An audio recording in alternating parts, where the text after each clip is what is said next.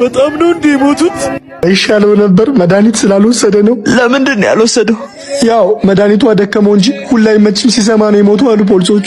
ሶስተኛ ሰው ሲሞት በዚህ ዘፈን ሬሳው እድሜው ረጅም ነው ስናመው መጣ። አሬማ ትንሽ ነው ሬሳው አይደለም ካዝና ነው መሰለኝ። ካዝና ከሆነኛ ነው የምናወርዶሽ። ኧረ ሬሳው አጭር ስለሆነ ነው ፍታ ወደ በላው እንዴ አተንቀት ነው እንዴ ማቆመው? ቆማል እንዴ ምንድነው ይሉ አለቀስ ምግብ የለም እንዴ? ምን ምግብ ትላለህ? ሰውየው ራሱ በምግብ እጦት ነው የሞተው። የታል ምግብ? ለሱ አታስቡ። ምግብ ቤት ነው ያለው። የታለ ነው ወሰደ ና እኔን ጥላችሁ ሄዳችሁ ካንተ በራብ ልትሞት ነው እንዴ? ና እባክህ አለሙ ብለ ልጅ ይዘመጣ አረዛ ጋር ወርቁ አግኝቼ እኮ ያለቀሰ አሳዝኖኝ ነው። ይሄ ነበር የቀረህ?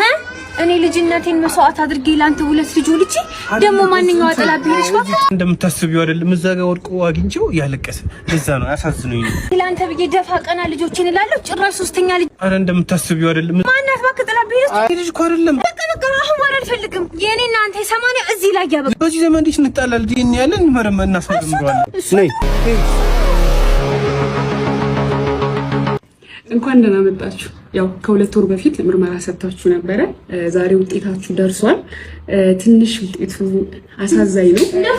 የምርመራ ውጤቱ እንደሚያሳየው አንተ መውለድ አትችልም። እኔ ወልድ አልችልም?